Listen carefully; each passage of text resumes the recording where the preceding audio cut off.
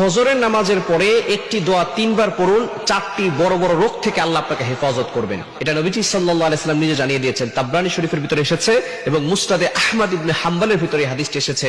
নবীজি সাল্লাল্লাহু আলাইহি ওয়াসাল্লাম চমৎকার একটি দোয়ার কথা বলেছেন যে বড় বড় চারটি রোগ থেকে আল্লাহ হেফাজত করবেন। তার ভিতরে এক নাম্বার হচ্ছে আপনার ব্রেন নষ্ট হবে না, ইন্টেলেকচুয়াল পাওয়ার।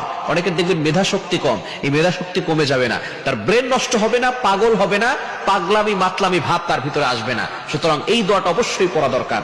দ্বিতীয় নাম্বার হচ্ছে তার চেহারা নষ্ট হবে না। এবং ফজরের নামাজের সাথে আল্লাহ পাক রব্বুল আলামিন কিন্তু চেহারার একটা বিষয় রেখেছেন। যারা ফজরের নামাজ পড়বে দেখবেন তাদের চেহারার ভিতরে একটা উজ্জ্বলতা ভাব আসে, তাদের চেহারার ভিতরে নূর চমকায়। এই জন্য আমরা অনেকেই ফজরের নামাজ যারা পড়বে তাদের ভিতরে দেখবেন এই নূরটা থাকে। যারা ফজরের নামাজ পড়ে না তাদের ভিতরে নূরও থাকে না এবং তারা মুনাফিকদের খাতায় নামটাকে লিখিয়ে নেন। এজন্য ফজরের নামাজ পড়ার চেষ্টা করবেন। মুনাফিকরা নবীজি সাল্লাল্লাহু আলাইহি ওয়াসাল্লামের জামানায় ফজর এবং ইশার নামাজ পড়তো না। সুতরাং মুনাফিকদের আলামতই হচ্ছে ফজর এবং ইশারের নামাজ না পড়া। ফজরের নামাজ পড়বেন, এই সময়টার ওয়েদার আবহাওয়াটা গায়ে লাগাবেন, রোগ প্রতিরোধ ক্ষমতা বাড়বে। এই জন্য ডক্টররা যারা আছে তারা দেখবেন তারা বলে যে সকালবেলা হাঁটবেন। তো অনেক রোগী আছে সকালবেলা হাঁটতে বের হয় কিন্তু ফজরের নামাজ পড়ে না। ফজরের নামাজ পড়বেন, নামাজের ভিতরে সওয়াবও আছে, মর্যাদাও আছে, গুনাহ মাফও আছে, সাথে সাথে শরীরের একটা ব্যায়াম হয়ে যায়। নামাজের মতো এরকম ব্যায়াম আর শরীরে নাই। নামাজের মতো এরকম ব্যায়াম অন্য কোনো ব্যায়ামের ভিতরে পাওয়া যায় না। পুরো শরীরের একটা ব্যায়াম হয়ে যায়।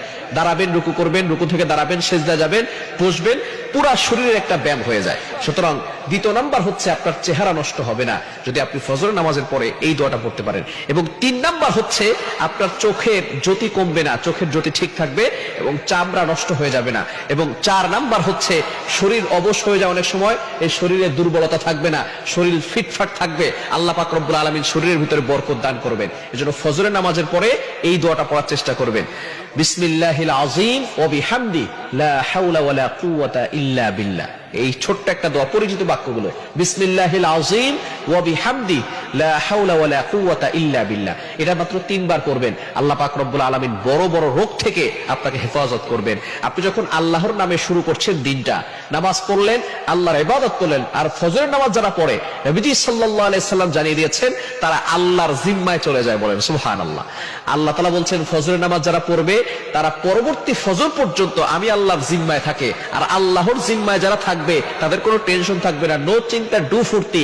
তারা দুনিয়ার ভিতরে যত কাজ করুক না কেন আল্লাহ পাক রব্বুল আলামিন সকল ধরনের বিপদ থেকে আল্লাহ তাদেরকে হেফাজত করবেন। এজন্য ফজরের নামাজ পড়বেন, নামাজের পরে এই দোয়াটা পড়বেন, বিসমিল্লাহিল আযীম ওয়া বিহামদি লা হাওলা ওয়ালা কুওয়াতা ইল্লা বিল্লাহ।